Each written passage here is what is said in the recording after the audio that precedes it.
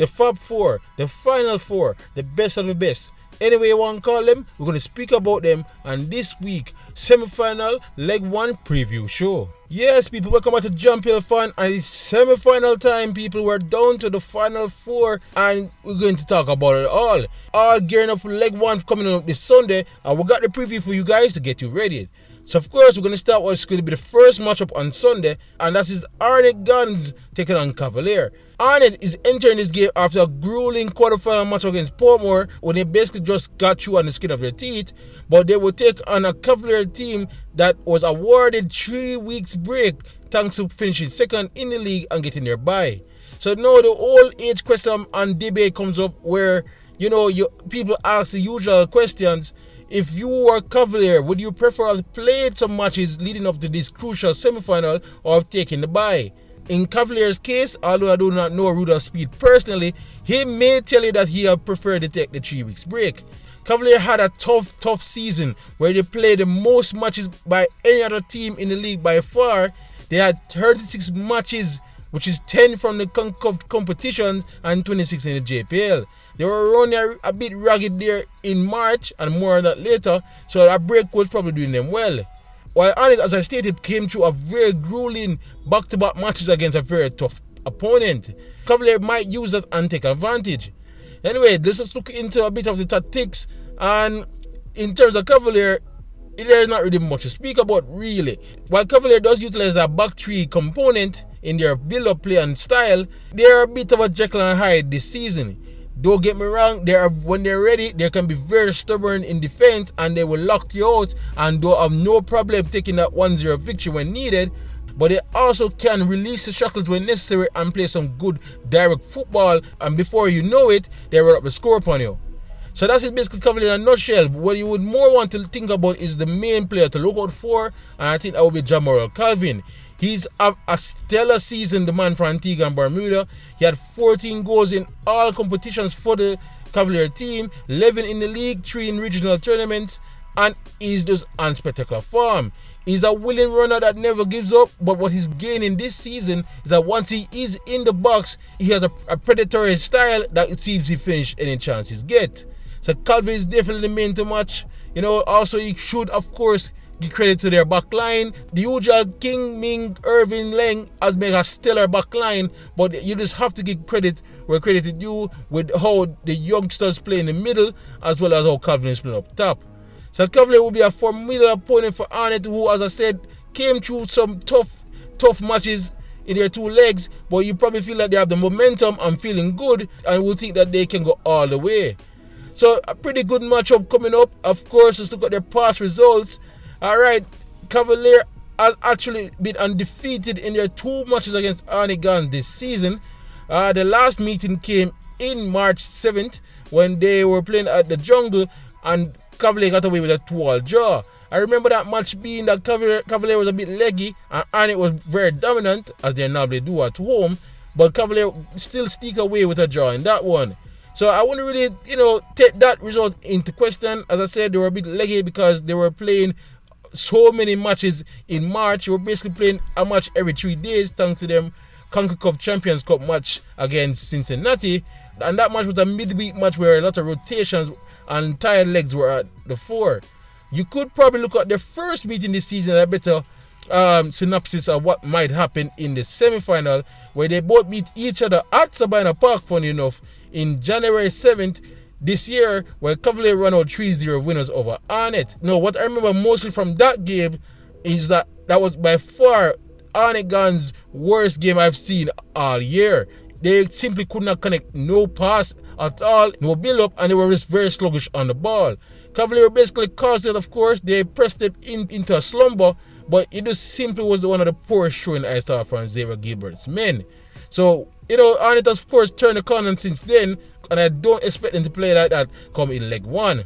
Alright, let's look on their recent form. We know Arnett recent form, of course. They got past Portmore, but Cavalier recent form, they won their last 3 matches out of 5. 3 wins in a row to end the season to pick Tivoli for that number 2 spot, but those wins came against Treasure Beach, Dumberholden and Malines. So not necessarily the toughest opponents, but they got the job done. But as I said to you, those wins should breed them some confidence. They run up the score, and they may come out very good against Arnett for the semi-final. Of course, I will tell you more in the prediction at the end of the show what I think will happen, but expect a very tight game as usual. Again, that is Arnett Gardens taking on Cavalier in semi-final leg 1 matchup at Sabina Park this Sunday.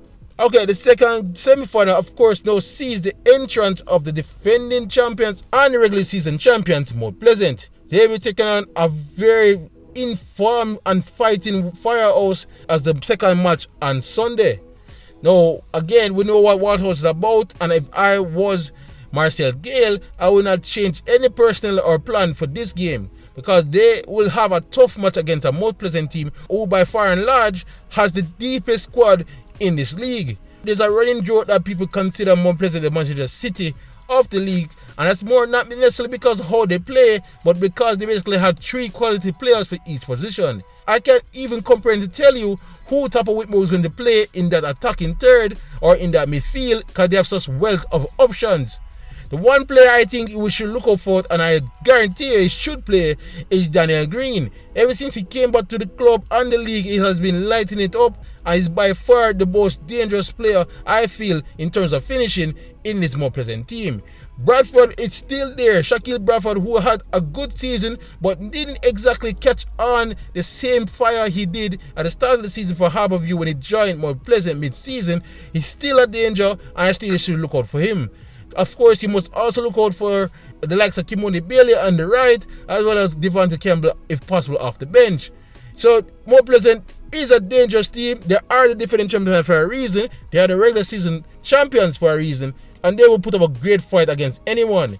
They have a pretty good goal difference this season. Just to show you that they've been well going attacking as well as defense.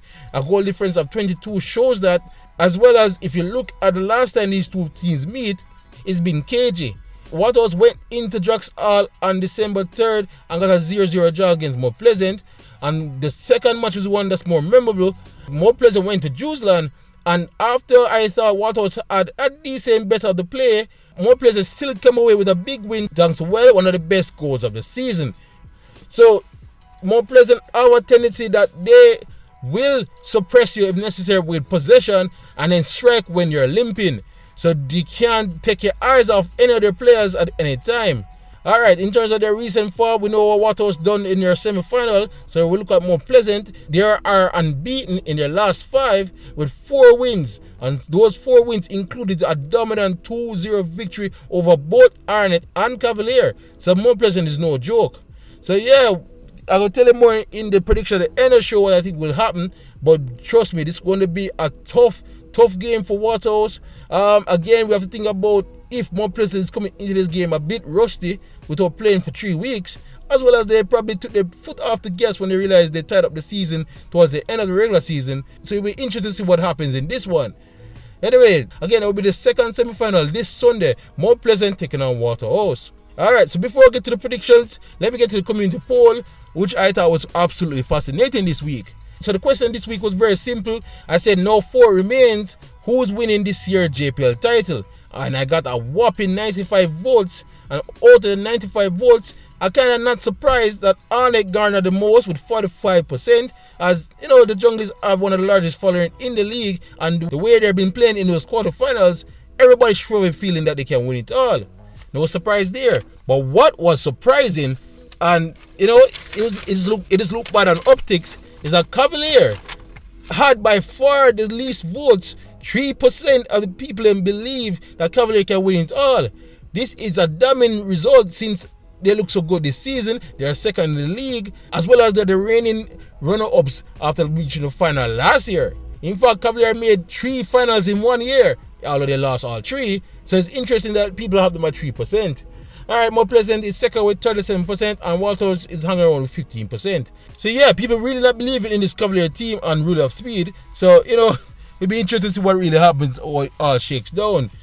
Anyway, let's get to the predictions. I've taken on Cavalier. Alright, we have seen what tactically Xavier Gilbert can bring to this team. He switched from 4-4-2 away from his 4-3-3 to give opportunities for Dixon through the middle. Will he do the same against the usual back 3 or back 5 from Cavalier? I think he will stick with it. It'll be interesting because it does free up Dixon a lot, and Dixon seems that he's willing to get on the score sheet. So he thinks it's a matter of time. While Cavalier, as I said to you, is coming off a 3 weeks break, a break that will help them, I think. But they might start a bit sluggish in this game. They tend to do sometimes. So I'm going to go with, probably a very anticlimactic 1-1 draw for this one. So I think both teams would score, but I think they would cancel out each other a bit. Very cagey game. Alright, Mount Pleasant versus Waterhouse. I actually think it's going to be much closer than most people think. I think Mount Pleasant will be a bit rusty coming off their break, and Waterhouse, I doubted them twice in the quarterfinals, and 2 times they are upsetting the odds and beat my prediction. So should I go against them this time? I'm going to actually stick with the strong team of Mount Pleasant.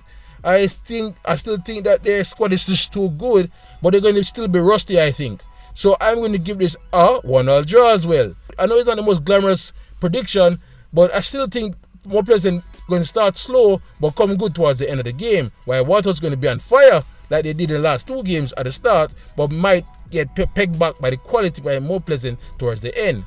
Anyway, that is all I got for the prediction. Let me know in the comment section what you think will happen this Sunday in the semi-finals. As for this previous show, that's all I got here at JPL Fun. Again, if you're new here, please like, subscribe, and share as we keep it going to the end of the season.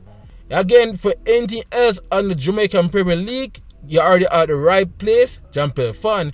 People enjoyed the semi-finals this Sunday. See you there at the stadium if you're going, or enjoy it on TV. And I'll see you next time right here for the review show, which should be on Monday. Again, YouTube, big up on yourself.